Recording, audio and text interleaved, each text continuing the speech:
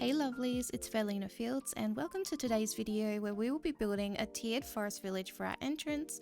This is definitely one of the bigger and more complex builds I've put together, and I hope it can give you some inspiration for your own island. We're starting today's build off by mapping out where the incline and first villager home will be placed, while also creating an outline for the second tier of cliffs. Since this build is on the larger scale, some of the footage has been moved around to make it easier to follow along, because I really was just going all over the place with this one. Now I'm just filling in some of the foundation for the second tier, and from where the incline marker is, I'm going to go ahead and add another 3 straight rows of cliffs behind it, before heading back to the front area where I'll begin doing some waterscaping for this build. So now I'm just digging out a curved little stream of water that will join the cliffs on both sides, creating a small island. Since I'm going for a natural vibe, I want to avoid the stream looking overly symmetrical and instead focus on shaping a more uneven water line. And once I'm done with that, I'm going to head up to the second tier and extend the left side of the stream up here using the same shaping method. Now I'm going to add another 8 rows of cliffs to the base foundation and fix up some of the waterscaping we just did, before we start mapping out the location for our second villager home up on the second tier. I find using the in-game dirt paths really helpful for this process, so I can plan the build around the infrastructure. And now I'm going to go ahead and start outlining the third tier of cliffs behind the villager home. Once we have that outline done, I'm going to start waterscaping where the bridge is going to be placed. If you aren't sure how to create diagonal bridges or just need a refresher, I do have a tutorial video on the process I use, which I will link in the description of this video. I'm going to continue waterscaping down past the bridge section to create a waterfall behind the villager home on the tier below, and then I'm going to go and make some adjustments and add another small stream that branches off between the bridge and the waterfall, which I'm planning to eventually join up and connect with a winding river in another part of the island.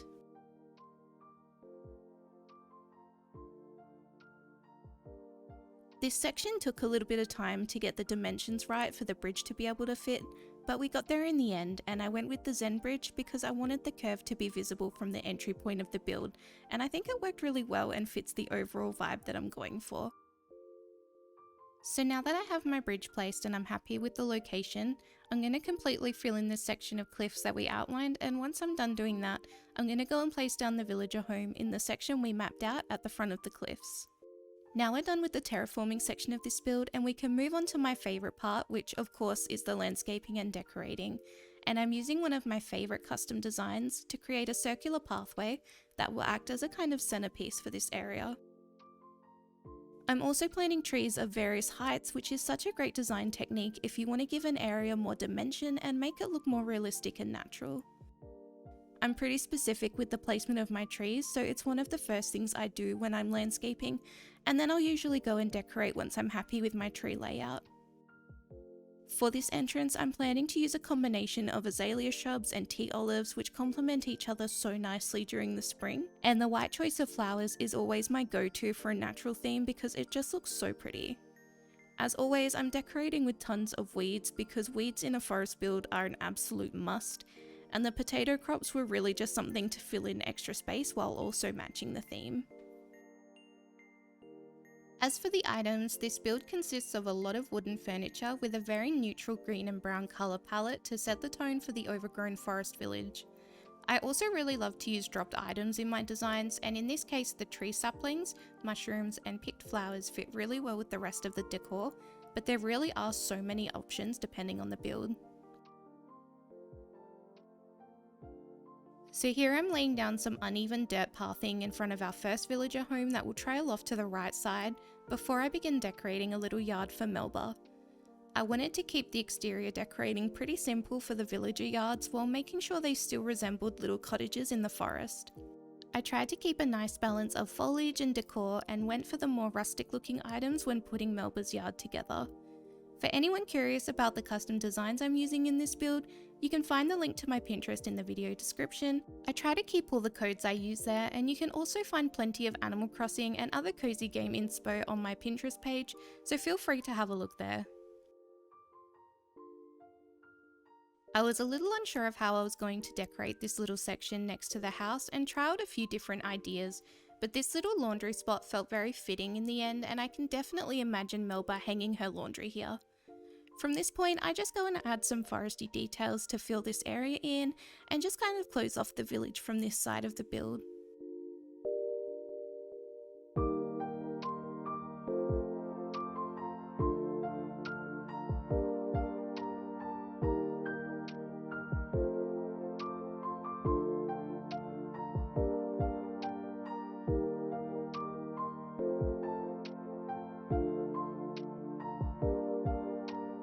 Now I'm over on the left side and I'm just putting together an uneven and I guess almost worn down forest path past this stream of water.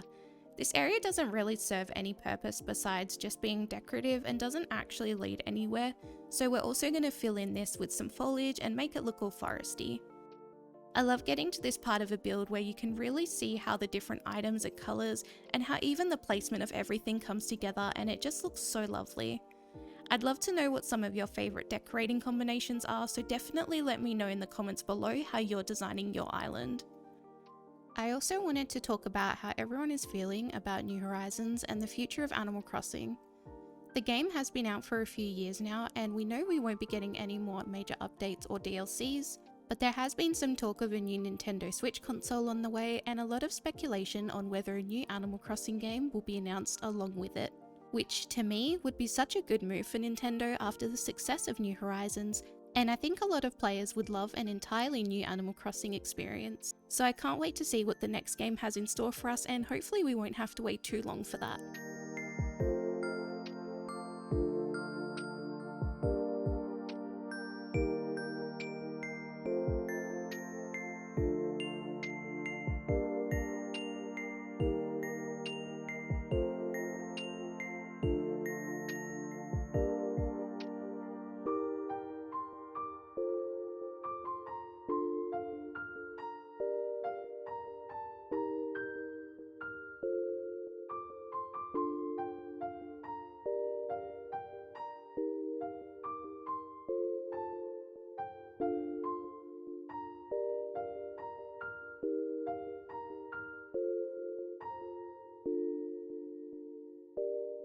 We're up on the second tier now, and we've placed down a path connecting the incline, the villager home and the bridge, and now I'm just going to lightly decorate around it and fill in these little sections of empty space.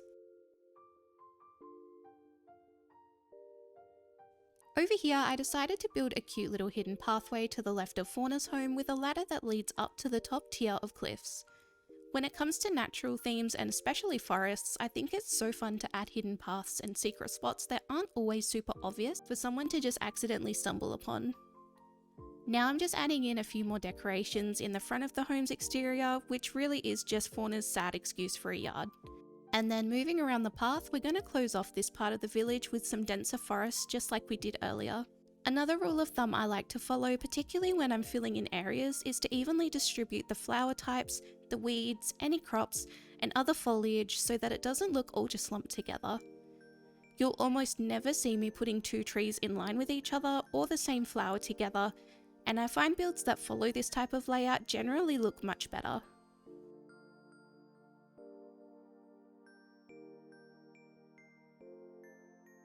Okay, so we've finished with the left side of the bridge, and it's time to start working on this little transition area on the other side.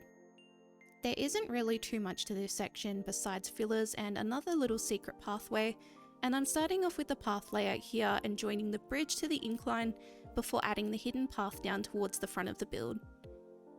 Transition areas are one of the aspects of island design that I personally struggle the most with, and this section honestly took me days of trialing different layouts before I came up with something I was happy with.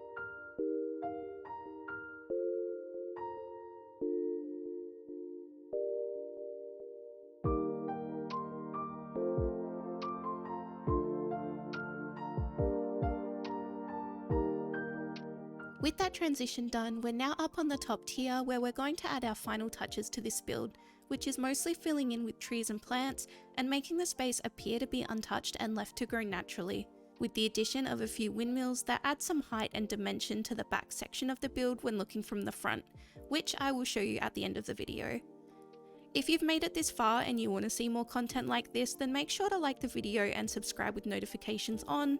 I have another entrance build that I'm currently working on, and it's something a bit different to my usual content, so I'm really looking forward to sharing that one next.